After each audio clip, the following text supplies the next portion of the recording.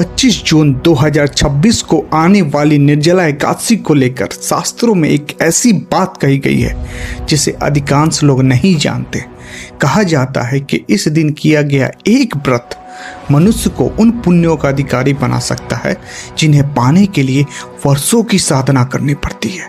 लेकिन यदि व्रत का सही नियम और पारण का समय ना पता हो तो इसका पूर्ण फल नहीं मिलता। आखिर क्या है यह रहस्य? क्यों भगवान विष्णु की कृपा पाने के लिए लाखों भक्त इस दिन जल का त्याग कर देते हैं? और क्यों महर्षि वेद व्यास ने इसे सभी एकादशियों में सर्वश्रेष्ठ बताया है?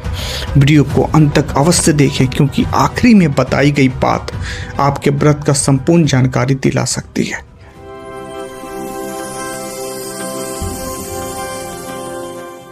नमस्कार मित्रों, आप सभी को जगत कथा की तरफ से बहुत सारा प्यार। तो चलिए आज मैं आपके लिए लेकर आया हूँ निर्जला एकादशी का संपूर्ण व्रत विधि।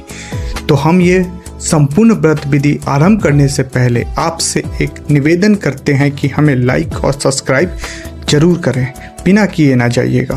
तो चलिए आरंभ करते हैं।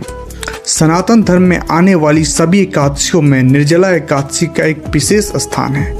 यह एकादशी भगवान श्री हरि विष्णु को समर्पित किया जाता है। इसे वर्ष की सबसे कठिन तथा पुण्यदायी एकादशी माना गया है। मान्यता है कि जो भक्त श्रद्धा और नियम पूर्वक निर्जला एकादशी का व्रत करता है उसे वर्ष भर की सभी 24 एकादशियों का व्रत सामान्य पुण्य प्राप्त होता है।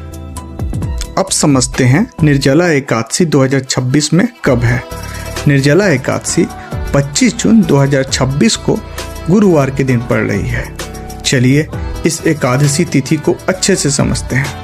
यह एकादशी का प्रारंभ तारीख और तिथि 24 जून 2026 में शाम 6:12 बजे और इसका समापन तारीख और तिथि होगा 25 जून 2026 में रात्रि 8:09 बजे तक। चलिए अब समझते हैं व्रत के पारण का खोलने का समय। 26 जून 2026 शुक्रवार को। अब इसका समय पता करते हैं।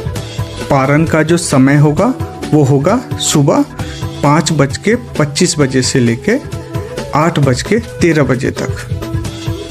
और इसके दूसरी तिथि जो होगी यानी द्वादशी तिथि वो होगी रात्रि में 10:22 बजे तक। यहाँ पर ध्यान देने वाली बात यह है कि व्रतधारी को द्वादशी तिथि समाप्त होने से पहले पारण कर लेना चाहिए।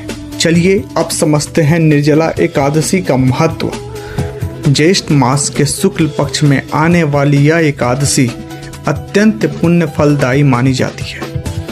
निर्जला का अर्थ है बिना जल के। इस दिन भक्त न केवल अन्न का त्याग करते हैं बल्कि जल भी ग्रहण नहीं करते। इसी कारण यह व्रत सभी एकादशियों में सबसे कठिन माना जाता है। शास्त्रों के अनुसार जो व्यक्ति किसी कारणवश वर्ष की सभी एकादशियों का व्रत नहीं कर पाता, वह यदि केवल निर्जला एकादशी का व्रत कर ले तो उसे अन्य एकादशियों के समान पुण्य प्राप्त होता है। निर्जला एकादशी को भीमासेनी एकादशी, भीम एकादशी तथा पांडव एकादशी के नाम से भी जाना जाता है। इसके पीछे एक अत्यंत रोचक और पौराणिक कथा प्रचलित है जो कि मैंने इस चैनल पे कही हुई है। आप जाके उसे यहाँ देख सकते हैं। तो चलिए यहाँ से हम अपना इस कथा का, इस विधि का समापन करते हैं। जय श्री हरि।